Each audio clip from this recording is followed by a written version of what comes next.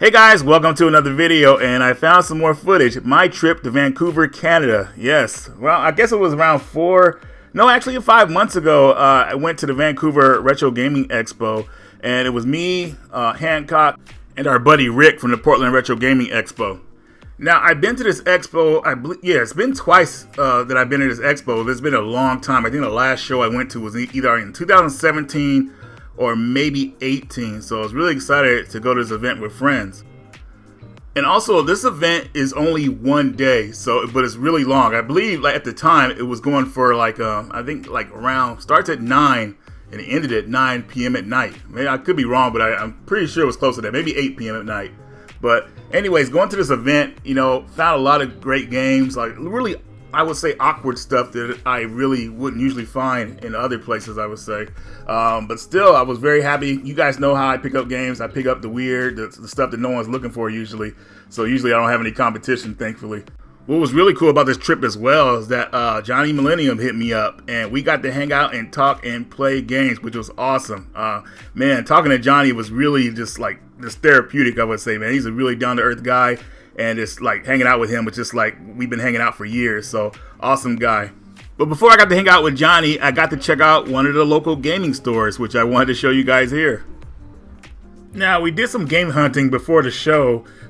This store was pretty much right down the street from the gaming expo, so we said, hey, we got to go here. And John found some stuff immediately. I started looking around. As you can see here, I got to look at the PlayStation stuff first. And I feel like my PlayStation collection is pretty much done, but you never know what you could find when you come to these type of stores. I don't really pay attention to what game prices have increased to, but man, seeing some of these games, it's like, wow, I had no idea they're going for their original retail value or more. But still, a lot of good selection here, I would say. Definitely found some cool stuff, but nothing I really wanted to pick up. Most of the stuff that I was seeing, I have, and it's very hard for me to find stuff I really want, unless it's something like really obscure and unique. Why'd you do that? You're being good at your job. That's what I gotta do. Entice. There might actually be some stuff we got that you guys are interested in. Boxes. Pawns. Oh my gosh. Sega Saturn is a system that is very expensive to collect these days. Well, maybe it always has been, but I couldn't imagine trying to collect for it now. It'd be pretty insane. It's like almost pretty much on the level of Neo Geo. The store had plenty of Xbox One and Xbox Series X games, but I haven't got the system yet, but still collecting games for it. When I do get the system, it'll be nice because I already have games for it.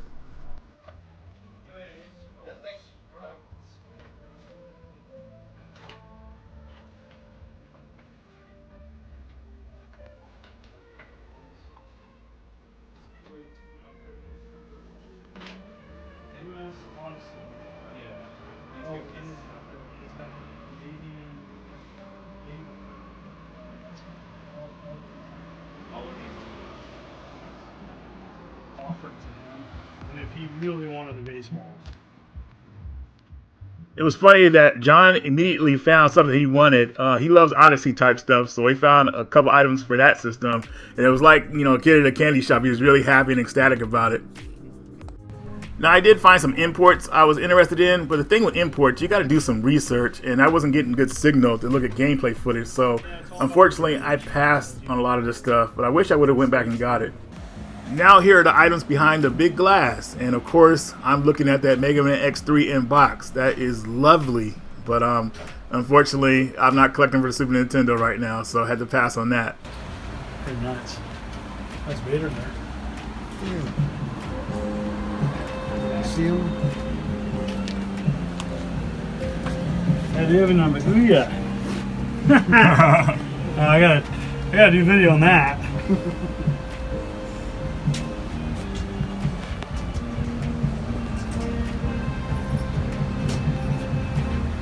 Traps. Hanging out with Johnny was the best part of this trip. I've been watching him for years, and who would think that I'm on this side of the camera now? This is insane. But man, when we hung out, we pretty much talked it up like all night almost. talked about games, just general things in life, and just all that kind of stuff. And then what was funny was I was actually going to the event, and I actually talked Johnny into going, so it was really nice because he doesn't really go to like gaming events anymore. But when he came down with me, man, like everybody just like was just shocked. It was awesome, and he got to meet a lot of his fans, and just everybody was just like surprised to see him. So it was really nice seeing how everybody reacted to him. I, of course, when we got to the show, I did my first round, and I was already just like, whoa, okay, there's a lot of people here. So I went to the break room, chilled out there. I tried to contact Johnny, tell him where I was at, man, but he got pulled around a lot, so he was out there in the mix for a while.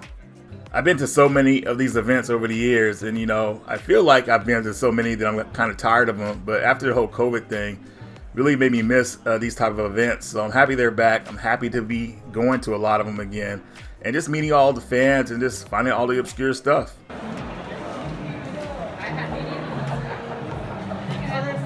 That pretty much concludes the trip to Vancouver. I didn't capture much footage while I was there, but I think I captured enough to give you guys an idea of how the trip went and everything. So the footage you're seeing here is on our way home, and of course, I did get a couple of pickups, but not anything you guys probably expected. But even though I didn't get a lot of stuff from Canada, I do have other couple items I want to show you guys in the video. So let's take a look. I picked up Balloon Fight for the NES. I was really having a hard time finding stuff I really wanted, and I used to have this game a while back, but I think I got rid of it in some trade. So I was having some nostalgia. I saw it for a good deal, and I wanted to pick it up. Balloon Fight has always been a game that I feel like Nintendo probably should have made some kind of a sequel to, maybe, because it's actually a fun game. More like of an adventure style, kind of like the Game Boy version, where you go through level base instead of just kind of just clearing the field up. I know they have some kind of a sequel on the DS where you play as this ugly mascot. I forgot what he was called, but I like I said, I think they should make a new series of it. Just kind of more level based, and then kind of like how this game is. That would be an extra, you just have an arena battle or something like that. That'd be kind of cool. But yeah, Balloon Fight, not much to really say about it. It's a classic game for the NES, and I still feel it's a classic today. But I don't think people will play it for long periods of time. Here's Lock's Quest. So I used to own this on a DS system, and not recently, but THQ ported it to the PS4, which was kind of weird. But if you like tower defense type games, this game might be up your alley. A reason I took attraction to it because I like the pixelated graphics. It kind of reminded me of another game I can't think of right now. But I just took some interest, and I haven't really played it too much yet. But I don't know, if you guys have played this one, let me know what you think about it. Maps.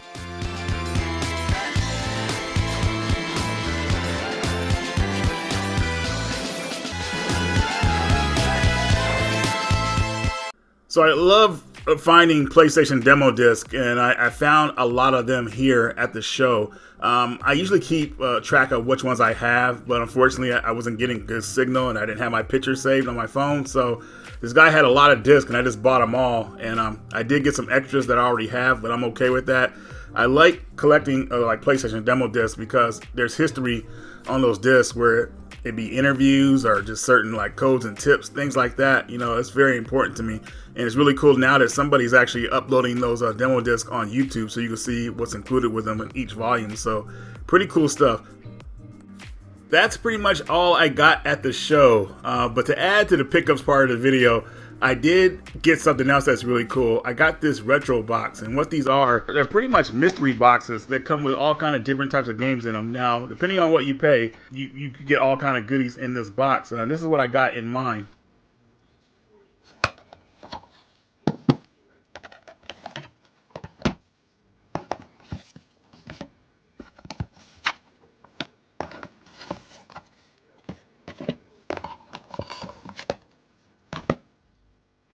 Here's the Quantic Dream collection. So this, as you can see, got Detroit Become Human, Heavy Rain, and Beyond Two Souls, which is my favorite in the series of games that they put out. Now, the reason I like Beyond Souls so much is that, of course, some of you guys may know this, but I love William Dafoe. I think he's a great actor, and he's in this game. And then you got Elliot Page in here. I wish they would have chose a different actor from her, but still, I accepted her in the game, and she did a pretty good job.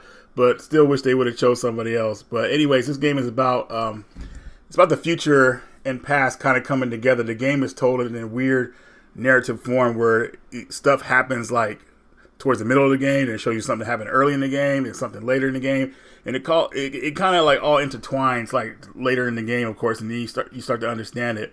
But it's a very well done game, I think. Definitely pushed the PS3 to its, well, I wouldn't say to its limits, but it was a good showpiece for the PS3 system back when the PS3 was still the poppin' system. I hate to say this, guys, but I've never played ActRaiser. I've only played ActRaiser Part 2, and I actually like that game. But, of course, I hear that the first game is a lot better. And I'm looking forward to playing this, but it's kind of shocking that I haven't tried this game out up until now. But they've even made a remake of it, I believe, on the Xbox and PlayStation networks that I probably should look at, too. But, yeah, if you guys got history with this game, let me know what you think about ActRaiser.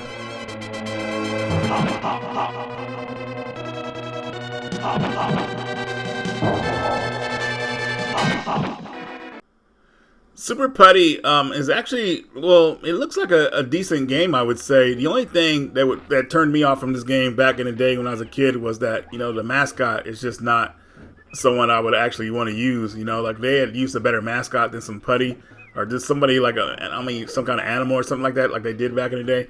This game probably would have got more attraction, but still, I'm not saying it's a bad game. It actually looks pretty decent, so I'm looking forward to getting into this. Hopefully, it'll hold my attention, but you guys let me know if you played it or not.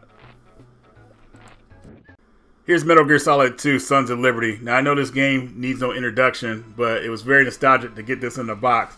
I remember this was the reason why everybody was trying to get Zone of the Enders back in the day, because it came with a PlayStation 2 demo of Metal Gear Solid 2. And that demo was so impressive. When the game came out, I finally got this game when I was in Korea. And, dude, like, it was just insane playing. I remember I played it all night. I loved every minute of it. It got weird towards the end. We know what the Patriots and all that stuff. But just overall, just a well-done game, man. This game is still impressive to this day. So this is like, having this is more for nostalgia reasons, because I know there's better ways to play it. But still, Metal Gear Solid 2, Sons of Liberty. I mean, I know people didn't like the whole Raiden thing, but I loved Raiden. I thought he was great. He was hilarious. But I love this game, so definitely happy to have this back in the collection. Alright everyone, so I hope you enjoyed the video. Tomorrow, this Sunday, I have another pickups video coming out. These are the games I couldn't fit into the first one for the end of the year. So look forward to that video tomorrow. But anyways, guys, thanks for watching all the way through. Radical Reggie, and I will see you all later.